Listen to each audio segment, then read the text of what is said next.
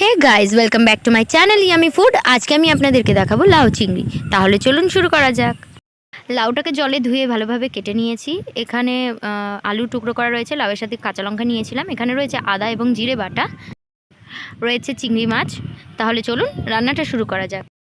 তো ফার্স্টেই আমি এখানে কড়াই গরমে বসিয়ে দিয়েছি। এর মধ্যে আমি 1 চা চামচ জিরে দিয়ে দিচ্ছি। এটা শুকনো খোলাতেই ভেজে নেব, ভেজে এটাকে গুঁড়ো করে নেব। এরপরে কড়াইতে সর্ষের তেল দিয়ে দিচ্ছি। তেল গরম হয়ে গেলে এর মধ্যে আমি চিংড়ি মাছগুলোকে হলুদ এবং লবণ দিয়ে ভেজে নেব। চিংড়ি মাছগুলো ভাজা হয়ে গেছে, এবার এগুলোকে নামিয়ে নেব। এরপরে ওই তেলের মধ্যে আমি আলুগুলোকে ভেজে নেব। আলু ভাজা হয়ে গেছে, এবার আমি এগুলোকে নামিয়ে নেব। একই তেলের মধ্যে আমি 1/2 চা চামচ কালো জিরে ফোড়ন দিয়ে নিচ্ছি। এরপরে যে আদা এবং জিরে বেটে রেখেছিলাম সেটা দিয়ে দেব। মশলাটাকে ভালোভাবে ভেজে নেব যাতে কাঁচা গন্ধটা চলে যায়। মশলাটা ভাজা হয়ে গেছে, এবার এর মধ্যে আমি 1/2 চা চামচ লঙ্কার গুঁড়ো এবং 1/2 চা চামচ হলুদ গুঁড়ো দিয়ে এগুলোকে আরেকটু ভেজে নেব।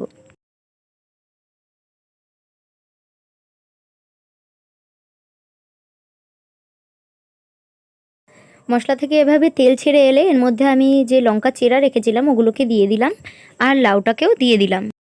এরপরে যে আলুটা ভেজে রেখেছিলাম সেটাও দিয়ে দিচ্ছি। এরপরে মশলার সাথে আলু এবং লাউগুলোকে মিশিয়ে নেব।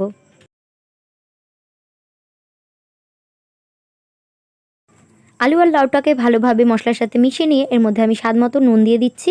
তারপরে আবার নুনটাকে মিশিয়ে নিচ্ছি। আমি লাউয়ের মধ্যে কোনো রকম জল দেব না, কারণ লাউটা যদি ভালো হয় তাহলে এর থেকে এমনি জল ছেড়ে আসবে। আর যদি না বেরোয় তাহলে একটু পরিমাণ মতো আপনারা জল দিয়ে নিতে পারেন। দেখতেই পাচ্ছেন লাউ থেকে জল বেরিয়ে এসছে, এই জলটার মধ্যেই রান্নাটা হয়ে যাবে। তো আমার আলাদা করে কোনো জল দেওয়ার প্রয়োজন নেই। এই লাউ রান্নাটাকে যেহেতু এক ধরনের লাউয়ের ঘন্টও বলা হয়, তাই জন্য খুন্তি দিয়ে লাউটাকে ভেঙে ভেঙে দিতে হবে বারবার।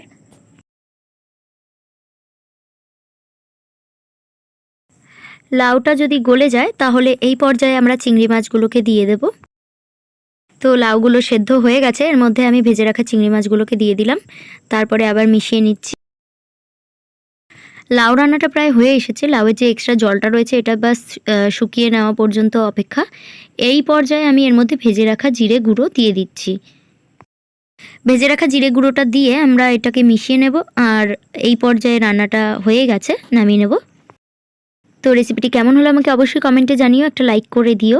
যারা এখনও সাবস্ক্রাইব করনি তারা অবশ্যই সাবস্ক্রাইব করে নেবে, আর যারা করেছো তাদেরকে অসংখ্য ধন্যবাদ।